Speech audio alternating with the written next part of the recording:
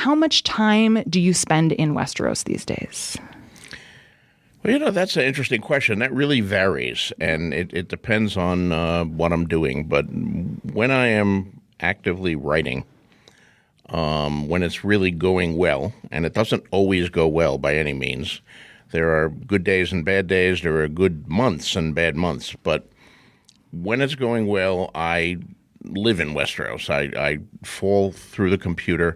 I wake up thinking of Tyrion and Arya and or Aegon the Conqueror, or whoever I'm writing about, and I go to sleep at night thinking about them. And when I'm driving around, I think about them, and it just fills my life.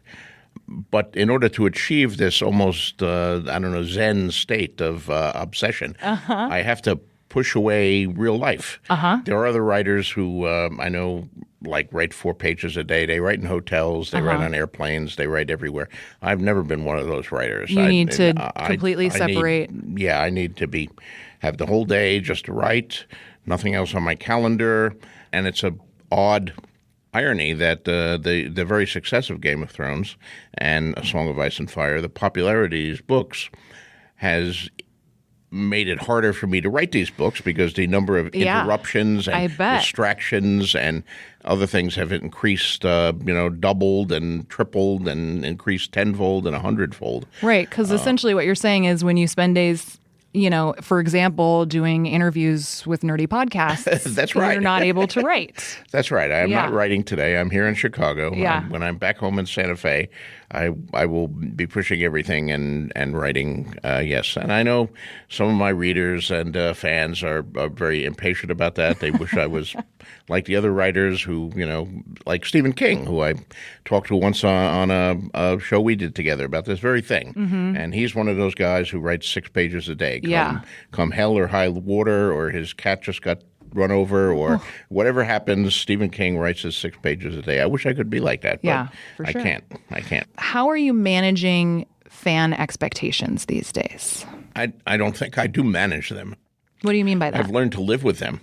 I mean, for most of my career, now a lot of people just know me from A Game of Thrones, A Song of Ice and Fire. Mm-hmm. But the first book of that came out in 1996. Well, I published my first story in 1971. So I was already a well-established author. I'd written a half dozen novels. I'd written 60, 70, 80 short stories. I'd won awards. I was pretty well established. Yeah. But in those days and in that stage of my career, I worked largely in anonymity. In fact, on many of my novels, I didn't even tell my agents that I was working on it.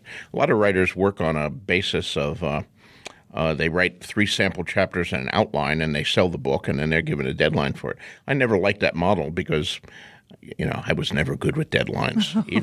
Even when I was a student at Medill up here in Evanston. Journalism graduate school. Yeah, deadlines I didn't take. When they that's a Medill F there, too. Do you want to go into magazine or newspaper? I said, newspaper deadlines every day? No, I don't think I'll go for magazine. Give you a little more time. Monthly magazine, give me a little time to finish the article. That would be better. So I never sold my novels that way. I would start to work on a novel, and then when it was finished, I would call up my agent and say, "Oh, look, I finished a novel. Here You're it is. welcome. Please go sell it for me." And they would. That's great. But when I started A Song of Ice and Fire, and the books came out, and they became increasingly popular, largely through word of mouth, each one doing better than the last and building up a certain amount of momentum. Suddenly, people began anticipating the next one. And for the first time, I got ripples of, when is the next one coming out? Well, why isn't it coming out this year? This other writer over here, he publishes a book every year. Yeah. And, I'm not that other writer. I've always been slow. Yeah. I mean, I have people who started 20 years after me who have like 40 novels in print, and I have like 10. And it just increased as the series became more and more popular. Of course. And I had this not a blog, which I started, I was like the last person in the world. I started blogging when everybody else had stopped blogging and switched to Twitter. I'm always a little behind the curve here, And I tried to explain. I figured the fans would, well, I'm working on it, guys. Don't worry, it'll come out eventually. I thought that would do it, but it didn't do it. It was like, well, it did it for some people. I think, once again, yeah, I get 100 people saying, take as long as you want, no problem. But for some, it was just throwing gasoline on the fire. Well, that's not an explanation. What are you doing? Why are you should be home writing, Why are you doing anything? And at a certain point, I gave up trying to manage fan expectations. I just said, well, I'm writing it. It'll be done when it's done. Some days I have good days and I write 5, 6 pages. That's a great day for me. Some days I struggle and, barely get half a page done. Some days I go in and I look at what I wrote last week and say, this is all terrible. And I rip it up and start it all over again. So that has me wondering, I think we're at such a fascinating time of fandom, right? Speaking of nerdery, I think especially makers are facing so much pressure from their fans in a way that they didn't before simply because of the internet, right? It's like people can tweet at you all the time. Right. And I wonder, in some ways, I think that's a really beautiful thing. I think it's really exciting that people love something enough to have that much passion and that many strong opinions about it. But I imagine for a guy like you, that can also be really frustrating. Yeah, it can be. I think like most writers, and I think this is true of the vast majority of writers and probably a lot of artists of other sorts too, we like praise. And we absorb it eagerly like sponges, but in one sense it slides off our back.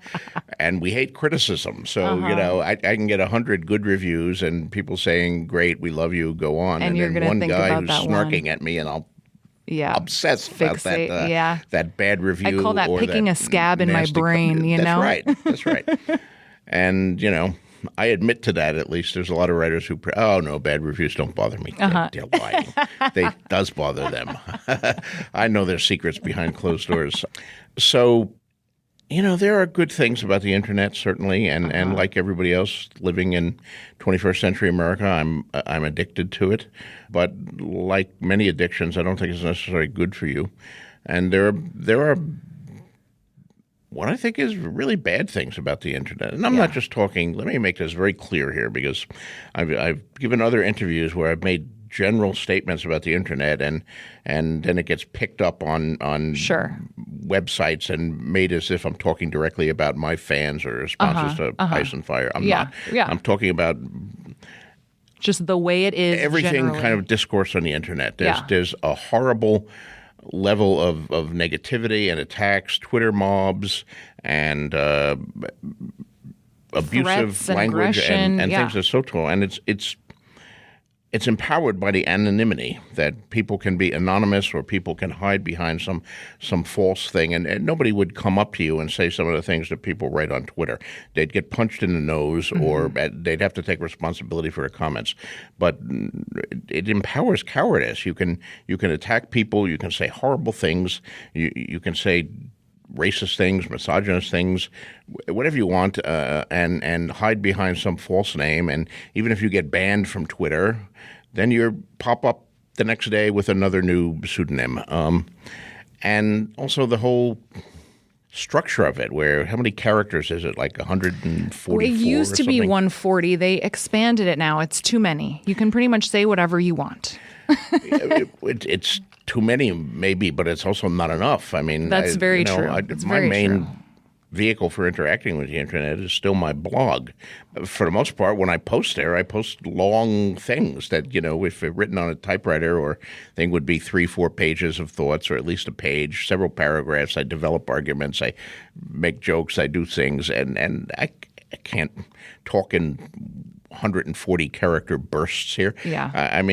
Real discussion, any kind of meaningful dialogue between human beings is more nuanced than that. And there should be some give and take, and you should be able to make kind of fairly structured and complicated arguments or discussions. And the internet takes that away from us. Yeah. I like to say the odds of you actually being able to change somebody's mind on Twitter and Facebook are just like non-existent. That's where people go to double down on whatever preconceived notions they have. And there's not a lot of wiggle room around that.